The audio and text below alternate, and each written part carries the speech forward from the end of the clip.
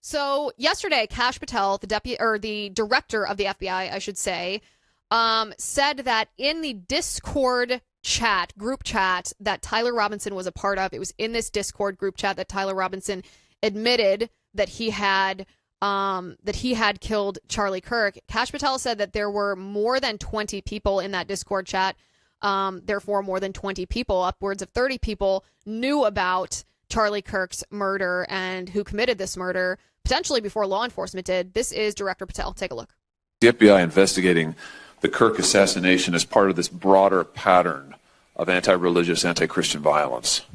We are investigating Charlie's assassination fully and completely and running out every lead related to any allegation of broader violence, and we're producing results on that we'll disclose when appropriate. Good. I'm glad to hear that. Let me just ask you a few questions about that if I could. Sure. Reports have suggested that the FBI is investigating a broader network of groups that may have had some knowledge of the shooter's plans. Can you give us any details on that, following up what you've already said in public? How's the FBI working to find other potential accomplices, folks who may have known about the shooter's plans, folks who may have encouraged him? Any update on any of that? So in terms of what we do for an interrogation perspective, we go and reach out to the family and community immediately. And we've conducted those investigations and interrogations with local law enforcement, and we're continuing to do that because those closest to the suspect are going to hopefully know the most about the suspect and his beliefs and his ideology. On top of that, unfortunately, it has been leaked that there was a Discord chat, and for those unfamiliar with it, it's a gaming chat room online that the suspect participated in. So what we're doing, we've already done, is serve legal process, not just on Discord, so that the information we gathered is sustained and held in a evidentiary posture that we could use in prosecution should it be decided to do so. And we're also going to be investigating anyone and everyone involved in that Discord chat. Okay, very good. I see the public reports that the Discord thread had as many as 20 additional users. It sounds like you're trying to run down all of that to see if that's accurate, who else may have been on that thread, what they may have known. Is that fair to say? It's a lot more than that, and we're running them all down. It's a lot more than 20? Yes, sir. And you're running all of that together? Every single one. Yeah, fantastic. Let me just turn to the broader question here of anti-religious, anti-Christian violence. Let me just give you a few stats that I'm sure that you're all too familiar with. In addition, the Deputy FBI Director, Dan Bongino, went on Newsmax to confirm that the FBI is investigating potential broader network of people who may have known about Tyler Robinson's plan to assassinate Charlie Kirk. And Bongino said that there have been significant developments in this investigation. This is Bongino. Out there in the public space that a significant amount of the digital evidence we acquired in this case was on Discord. Now, listen, this does happen on a lot of platforms, and the difference between platforms and publishers is there's a different level of responsibility legally for them. However, individuals on that platform, it is not a safe harbor, Rob, to go on a platform and say, well, I said it publicly on said platform, so this I can threaten to kill or harass someone. It doesn't work that way. We'll go anywhere to look for you if we believe you committed a crime, and if we can gather enough PC, probable cause, and surpass that legal hurdle and get process done on you and arrest warrants and search warrants, we'll do it. I said this morning, and I'll say again, this is not the end of this investigation. It's not even the end of the beginning of the investigation. We've just started. The fact that we have a suspect, and everybody's obviously innocent until proven guilty in this constitutional republic we have, but we are investigating a potential broader network of people who may have known. And we've had some, I think I can tell you comfortably on your show tonight, we've had some developments in the case actually right before I came on the air. So there have been some significant developments in the case. You'll be the first to hear about it, and we hope to have more on that. Have to be careful about it right now, but we hope to have more on that within the coming hours.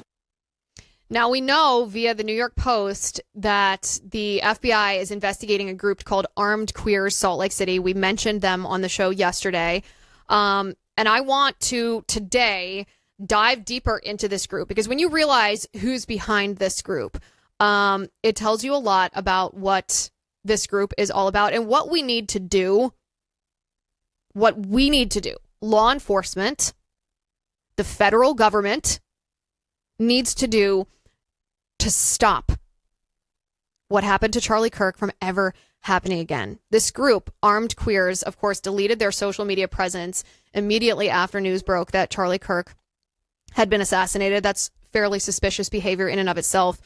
And one of the reasons it's suspicious behavior is because what the mission statement of Armed Queers is, which is to train gay, queer, and transgender people to arm themselves and fight against capitalism and the American system. Now, to me, that's a call for violent overthrow of the U.S. government, which is against the law.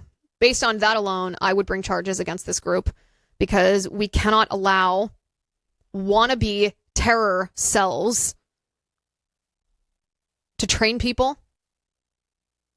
to prepare, to plot, and wait until they actually carry out an act of terror to stop them. We have to stop them before these acts of violence are committed. And if your mission statement is to fight against capitalism in the American system, and you're arming yourselves to do that, then you're not talking about fighting at the ballot box. You're not talking about fighting in the court of public opinion. You're talking about violence. And that's not allowed under our current legal code here in the United States. Now, Armed Queers, this group, has 6 principles. The first principle is the armed and militant protection of queer and trans communities. The second is the end of capitalist oppression and exploitation. The third is the creation of a socialist society. The fourth is trans liberation. And the fifth and sixth are the abolition of prisons and police. Again,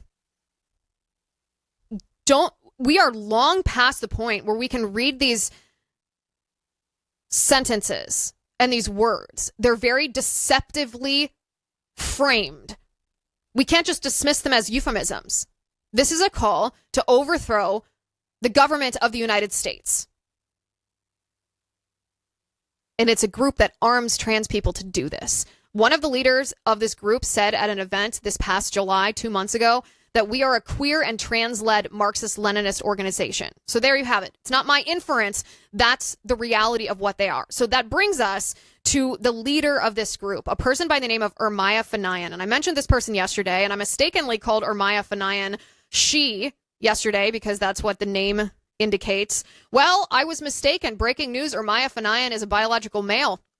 Ermiya Fanaeian is a man who identifies now as a woman after having quote-unquote transed in high school.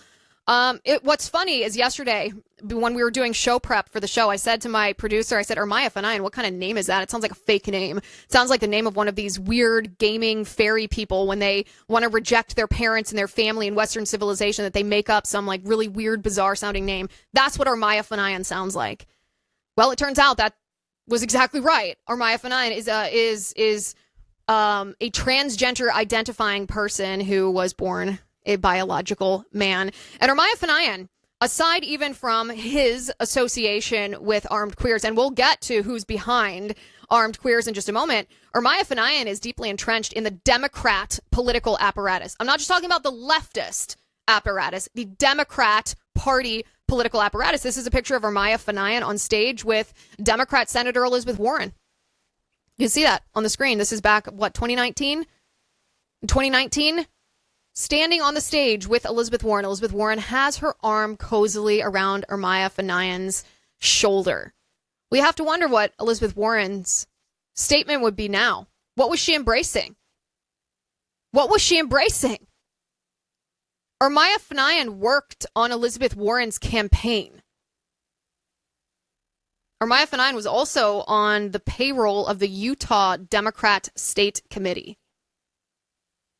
This individual, and this point is extremely important, which is why I'm making it up front before we unmask who is behind Armed Queers. It's extremely important for us to understand that Ermiya Fanaeian is not a fringe player on the left, that Ermiya Fanaeian is an accepted mainstream figure in the Democrat Party, both at the state level in Utah and at the federal level, working on Elizabeth Warren's campaign and being cozily hugged by Elizabeth Warren on stage, which means Elizabeth Warren deliberately chose to honor this man who is pretending to be a woman back in 2019.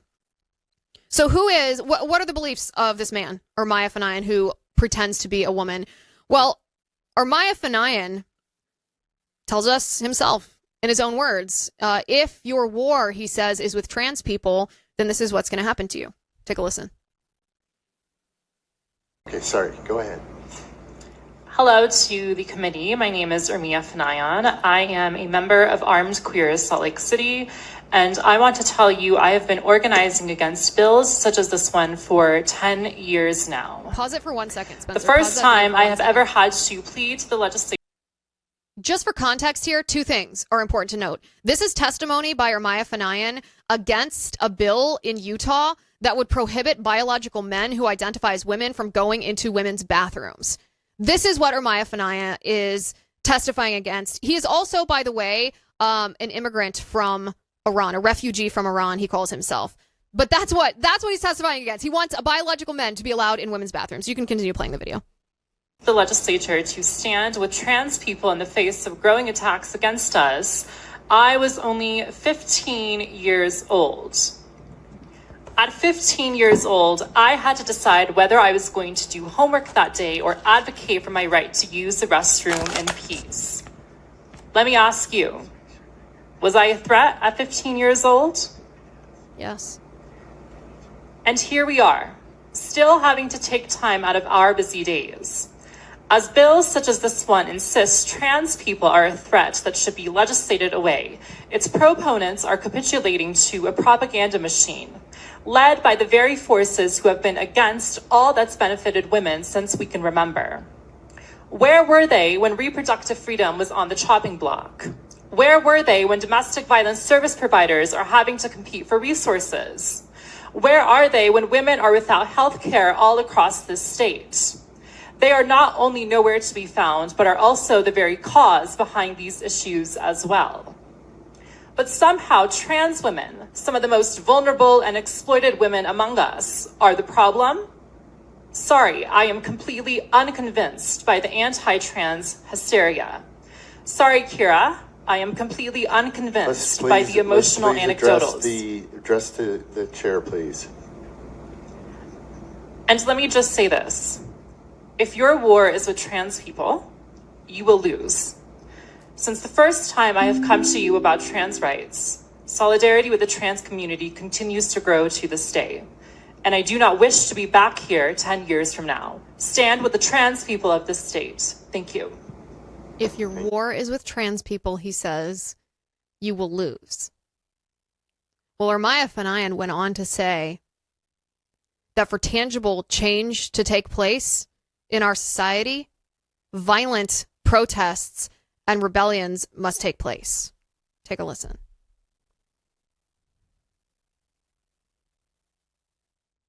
Some people say that it takes a violent protest to get people to listen. Do you agree, or should they remain peaceful? I agree. I absolutely agree. You know, I'm a member of the LGBTQ community, and our liberation and our rights came after the Stonewall riots. That's something that a lot of people don't like to talk about, is that, you know, the LGBTQ movement started with Stonewall riots. I wouldn't even be able to be a student at this school if it wasn't for a violent riot that took place within a span of 3 days. So I absolutely agree that sometimes violent protests and really riots and those kinds of loud rebellions must take place for tangible change. Violent protests and rebellions must take place for tangible change. So suddenly, perhaps it's not so surprising that Ermiya Fanaeian runs a group dedicated to Marxism, to the violent overthrow of the U.S. government. But here's where it becomes even more interesting. That in and of itself, by the way, is grounds for the FBI to investigate him, as I hope they are. We know that Armed Queers is currently under FBI investigation to determine whether they had any foreknowledge of Tyler Robinson's assassination of Charlie Kirk. I don't know if there is a direct or indirect connection between Armed Queers Salt Lake City and Tyler Robinson. I don't know. I don't know whether this is just part of the widened net that the FBI director and the deputy FBI director describe, that now they are going to be investigating these radical groups that are calling for violence, that are calling for the violent overthrow of the United States, that are calling for violence against conservatives. Even if it were just that, It is necessary. It is critical. It is warranted. I suspect that we are going to find out in the days and the weeks to come that there is a direct or indirect connection between Armed Queers Salt Lake City and either Tyler Robinson and Lance Twiggs. I don't know what that connection will be. I don't know if members of Armed Queers followed Tyler Robinson or Lance Twiggs or vice versa. If they followed members of Armed Queers, I don't know if Tyler Robinson and his trans boyfriend attended workshops or events organized by Armed Queers. I don't know what that connection will be. Maybe the FBI already knows. Maybe Utah law enforcement already knows. We don't know. What we know is that the founder of Armed Queers says that in order for tangible change to take place, violent protests and rebellions must happen. And perhaps it should come as no surprise that Ermiya Fanaeian is also an organizer for the Party of Socialism and Liberation, the PSL. Now, if you were watching this show in July, and I know a lot of you were, but there are also a lot of people with us today who are newer to the show, I'm going to give you a little refresher of what we talked about in July when the violent anti-ICE riots broke out in Los Angeles in July. The mainstream media was very quick to do what they're doing now, which is to gaslight you and to try to form your perception of those riots. They told you that they were peaceful. They told you that it was a grassroots effort of people who had grievances against President Trump's mass deportations. And that was not true. None of that was true. It wasn't peaceful. There were violent rioters who were throwing bricks at police officers and at buildings. They were breaking windows at Los Angeles law enforcement precinct buildings. They were lighting cars on fire, pouring gasoline over the engines of cars and lighting them on fire. They were waving Palestinian flags. They were wearing the Hamas keffiyeh neckerchief that indicates that you are pro-terrorism. This was anything but a peaceful protest. And of course, the mainstream media knew that. They lied to you because they hope that you're stupid. They hope that you weren't looking at the videos of these riots themselves. But they were neither peaceful nor were they grassroots. This was not an organic gathering of people who had a grievance against their government. This was coordinated. It was organized. It was funded. And we helped unmask the organizations and the people funding the organizations that actually staged these riots. And one of the key figures behind these violent anti-ICE riots is an almost billionaire by the name of Neville Roy Singham. You've maybe never heard the name of this guy before. He's not as familiar to people on the right as, say, a George Soros is. I would argue that Neville Roy Singham is more powerful than George Soros in this moment. He's certainly more nefarious than George Soros. Neville Roy Singham, a quick backgrounder on him. He is a former technology mogul. He sold his company a couple decades ago for three quarters of $1 billion. When I say he's almost a billionaire, I think he sold it for $700 million. After he sold his company for almost $1 billion, he moved to China. He now resides in Shanghai, China. Now, you and I know this very well, that here in the United States, we have a lot of people from other countries who live in our country. Some of these people are legal. Some of them are not legal. That doesn't happen in China. If you are a long-term resident of China, then you are there because the Chinese Communist Party allows you to be there. So the fact that Neville Roy Singham resides in Shanghai, China is your first red flag as to this individual. But Neville Roy Singham has a long digital footprint, a long history of being an open communist. This is not something that I'm inferring from his writing or his behavior. Neville Roy Singham is not only ideologically a communist himself, meaning he has embraced that ideology, he now uses his immense wealth to fund groups, specifically in the United States, that are motivated by communist ideology. And the purpose of these groups is to incite civil unrest. So Neville Roy Singham, for example, funds the group Students for Justice in Palestine, this pro-Hamas anti-Israel group that caused some of the violent pro-Hamas anti-Israel riots that we saw on college campuses just a few months back. Neville Roy Singham also funds the Party for Socialism and Liberation. The Party for Socialism and Liberation was one of the groups that was a key player in organizing the violent anti-ICE riots. They were the ones that printed a lot of the posters that showed up at these signs. They were the ones that organized these so-called rapid response teams, the people who, isn't it funny how as soon as something political happens, you have this busload of protesters as if they were just waiting to be told a location by whoever's organizing them. They just show up, these paid protesters. The Party for Socialism and Liberation is one of the groups that produces these paid protesters at whatever venue and for whatever cause the radical left deems it necessary to stage a riot against. Neville Roy Singham is part of this. Neville Roy Singham, by the way, that's his legal name. His friends know him as Roy Singham. He's married to the co-founder of Code Pink, Jody Evans. Code Pink, of course, are these radical feminists. They brand themselves as being anti-war activists. They're kind of the really crazy looking topless feminists that'll march around like as if they're like militant, right? They'll march around as if they're soldiers, but they're not wearing any clothes to protest wars. That's Jody Evans' Code Pink. They are a radical, revolutionary, so-called anti-war organization who used to speak out against communist China, but funnily enough, after Jody Evans married Roy Singham, suddenly Code Pink started speaking highly of the Chinese Communist Party and not speaking out against the human rights abuses that the Chinese Communist Party is inflicting on the Uyghur Muslims, for example.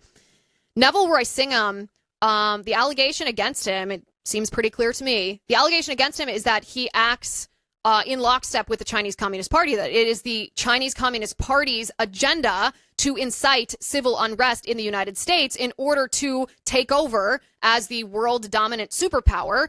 And Neville Roy Singham takes an active part in their propaganda, not only paying these groups to incite civil unrest and violence in the United States, but by propagating their literal propaganda. And the example of that I'll give is he shares an office in Shanghai with a Chinese Communist Party propaganda firm whose goal is to brainwash the global public about the Chinese Communist Party. This man was investigated by the FBI back in the 1970s for being part of a subversive group. He funds to the tune of more money than you and I will ever see combined. He funds not only the Party for Socialism and Liberation and Students for Justice in Palestine. He funds an organization called the Answer Coalition, which is a key player in a lot of these operations. For example, when we discussed yesterday Armed Queers' trip to communist Cuba and the group NNOC, it's so confusing, all these groups. They use them like a shell game. The group that organized the trip to Cuba, NNOC, was also a member of that group. NNOC was the Roy Singham groups, was some of Roy Singham groups. This man is highly, highly tied in to these subversive organizations that are currently organizing violence in the United States. So that brings us back to Armed Queers. That brings us back to the founder of Armed Queers, Ermiya Fanaeian, this biological man who now identifies as a woman. This man, Ermiya Fanaeian, is associated with the Party for Socialism and Liberation, is an organizer for the Party of Socialism and Liberation, an organization that is funded by Neville Roy Singham. This man, this billionaire who is buddy-buddy with the Chinese Communist Party, who won't live in America, who's using his immense wealth to destabilize the United States with violence.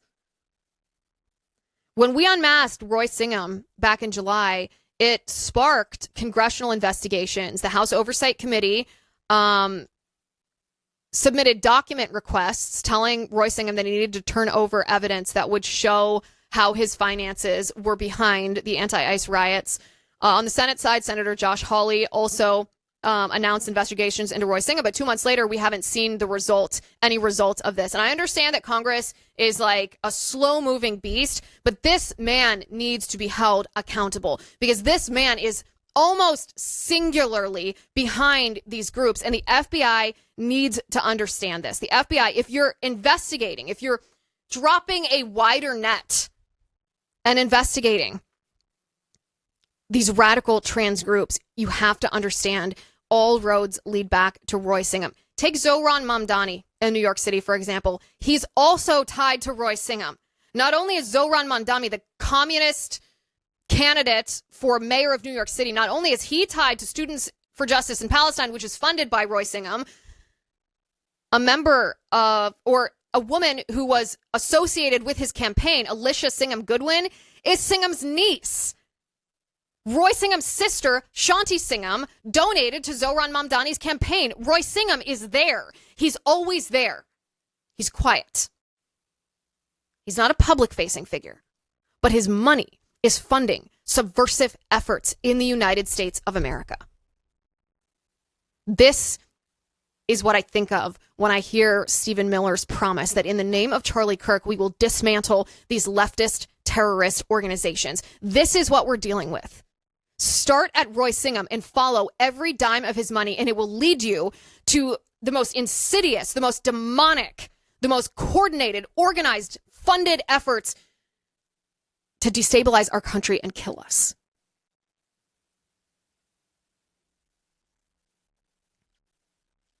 Now, here's the thing. I don't understand why we don't outlaw communism in our country. And hold on a second, before you react to that. It shouldn't be illegal for you to, as an individual, buy into a communist ideology if you want to be a demonic idiot. I suppose you can feel persuaded by the communist ideology. I'm not advocating for thought police, per se. But I don't understand why we as a nation don't illegalize organized groups that advocate for communism and the violent overthrow of the United States. There was a video we had prepared for the show yesterday that I didn't end up getting a chance to play, in which a member of Armed Queers, and Spencer, was that Ermiya Fanaeian, who said, this revolution is not something that we will vote in. I'm not sure if it was that individual, but it was someone associated with this group who said, this is not a revolution that we vote in. When you are a group that is committed to the communist ideology, you're not advocating that communism happen through people's votes. You're not advocating that communism be imposed on the people through the democratic process. You're advocating for an ideology that violently destroys the civil institutions in our country and then topples the governmental structure afterward. You don't have a constitutional right to do that.